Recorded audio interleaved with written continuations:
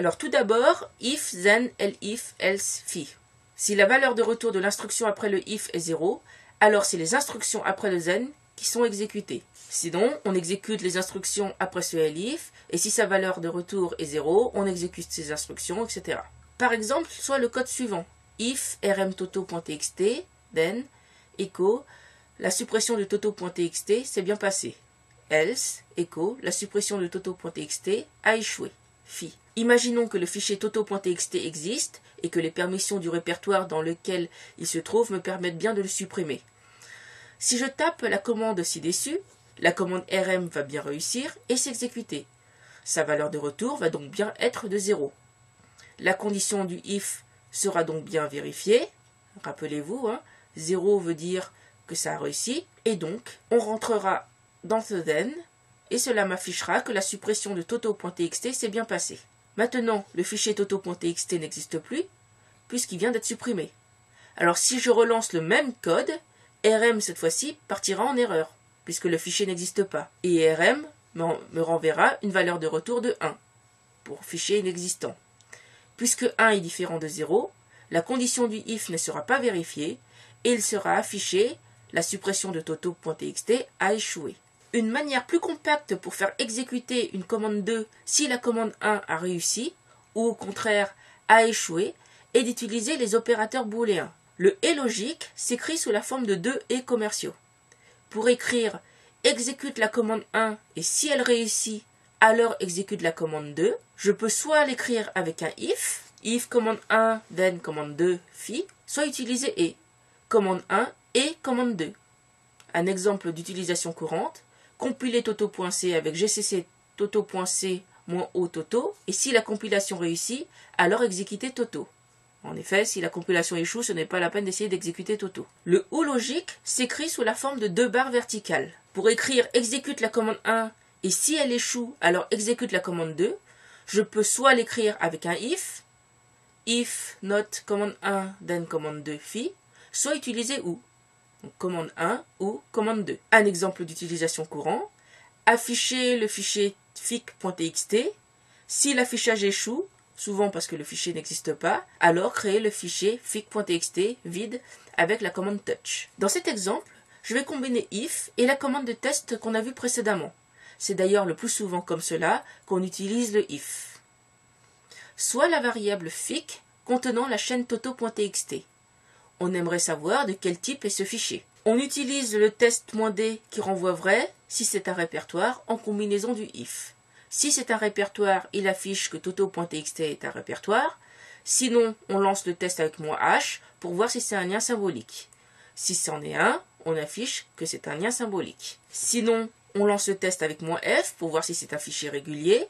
Si c'en est un, on affiche que c'est un fichier régulier. Et sinon, on affiche qu'il faut pousser l'investigation un peu plus loin. Lorsqu'on veut lancer une liste d'instructions dépendant de la valeur prise par une variable, on peut utiliser l'instruction case, un peu comme dans les autres langages de programmation. Par contre, comme le shell travaille sur des chaînes de caractères, on comparera la valeur de cette variable par rapport à des motifs. Motifs que l'on pourra exprimer à l'aide d'expressions rationnelles. Par exemple, imaginons que dans le script, la variable réponse contient une réponse tapée à un moment par l'utilisateur. On peut, suivant que l'utilisateur ait tapé oui ou non, réaliser des instructions. Mais on pourrait également autoriser que l'utilisateur tape indifféremment yes ou y, voire no avec indifféremment une majuscule ou une minuscule, suivant d'une séquence de caractères quelconque, qui nous amènerait dans ce cas-là. Enfin, par défaut, ce motif étoile qui désigne n'importe quelle séquence de caractères permettrait de faire exécuter ces instructions par défaut. Comme autre instruction de contrôle, nous avons les boucles. Pour les boucles, nous avons tout d'abord le mot for. Alors contrairement dans les langages de programmation comme C ou Java où on utilise for pour faire varier une variable numérique dans un intervalle de nombre, en shell, for permet à une variable de prendre successivement les valeurs d'une liste qui lui aura été donnée. Par exemple, ici, la variable var va successivement prendre la valeur 1, 2, toto, titi, z1 et z2. Alors, la commande touch permet de créer un fichier dont le nom est donné si le fichier n'existe pas. Ce for me permettra donc de créer les fichiers 1.txt, 2.txt, toto.txt, titi.txt, z1.txt et z2.txt. Autre exemple avec for, je mets dans la variable list le résultat de la commande ls image/étoile.gif qui me permet de récupérer tous les noms des fichiers se terminant par .gif dans mon répertoire image. Je fais ensuite varier une variable var dans cette liste. Var prendra donc successivement chaque nom du fichier image de la liste. Puis, j'applique une commande permettant d'appliquer sur l'image une augmentation du contraste et de la luminosité. Ainsi, juste avec ce script contenant un for, j'ai pu modifier chacune de mes images de mon répertoire. C'est beaucoup plus rapide que si j'avais dû les traiter à la main, une par une, avec un logiciel graphique d'image. Une autre manière de réaliser des boucles se fait avec un while. La valeur testée par la commande while est l'état de sortie de la dernière commande de liste commande 1. Si l'état de sortie est 0, alors le shell exécute liste commande 2, puis recommence la boucle. Exemple, j'initialise une variable x, et tant que la valeur de x est strictement inférieure à 10, remarquez bien le test avec -lt, je crée un répertoire nommé rep et la valeur de x, puis j'accrémente la valeur de x. N'oubliez pas que comme le shell ne manipule que des chaînes de caractères, je dois passer par la commande expr pour réaliser des calculs comme une incrémentation. Ainsi, à l'issue de cette boucle, j'aurai créé 10 répertoires nommés rep0, rep1, rep2, rep3, etc. jusqu'à rep9.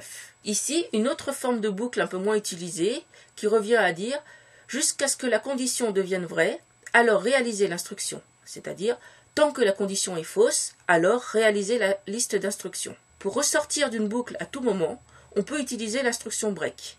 Pour sortir de n boucles imbriquées, on peut donner n comme argument à break. Pour passer à l'itération suivante d'une boucle sans pour autant en sortir, on utilisera l'instruction continue.